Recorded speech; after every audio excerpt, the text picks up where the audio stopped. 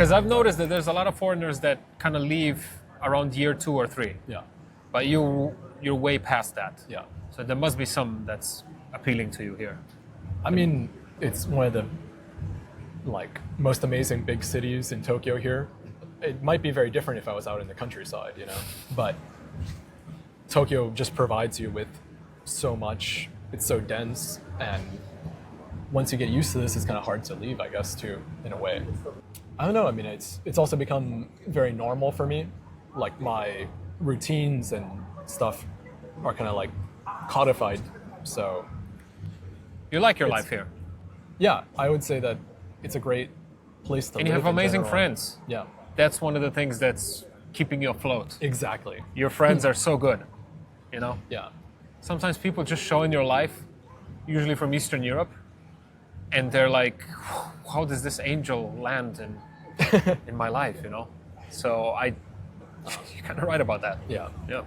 No, I think that if you find the right groups of people, Yeah. you know, there's of course like all kinds of people, Yeah. but like it's very fortunate to have such a wide group of people, Japanese and like expats, that we can all kind of get along and like have these interesting conversations that come from different perspectives, you know.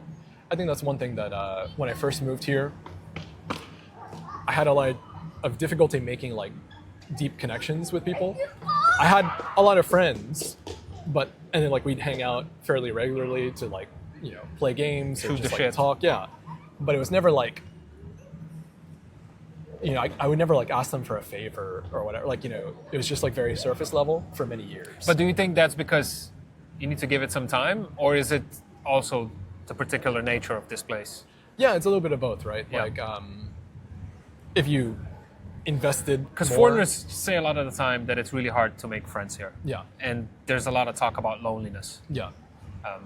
which is probably part of it is because it's such a big place and everybody's busy. Yeah, Part of I it is think- like the language barrier. Yeah. And there's also maybe a cultural thing. Yeah, I think- A lot of Japanese people say they're a little bit afraid of foreigners. When I That's a factor. was first living here and learning the language, there were definitely different moments when it was pretty lonely because I didn't know like what to do. So you kind of like, and there's so many options. Like there's Yeah. so much you could do that's kind of like, like, I don't know. And then you just kind of like end up wasting a lot of time. And that still happens, of course. But I think if you just put yourself out there a little bit more and go to like these meetups and stuff like that, not all of them, you know, I wouldn't say like just a language exchange meetup. Yeah, I totally get that. You're not going to get... I many, tried like, everything when I first arrived, all the meetups, and it's just like, it doesn't work. You have to find your But- tribe. if you which have, is hard. Yeah, but if you have like for filmmaking, the Elves meetup is fantastic. If you have like a certain sport that you like, or like Dungeons and Dragons or whatever it might be, Or in our case, gambling. every day. It's a lifestyle. Every time I walk out the door, it's a gamble. But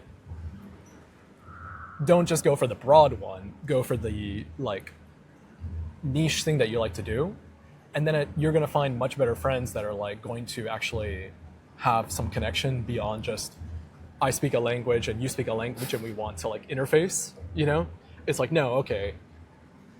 Like we're interested in this other thing, and then what else do you like and what else do you like? You know. Yeah, I agree. So once I started to find like people that we could connect based on like a hobby or something, then Tokyo I found- becomes a bit more pleasant. yeah, I found much more, you know, kind of deep connections and all that.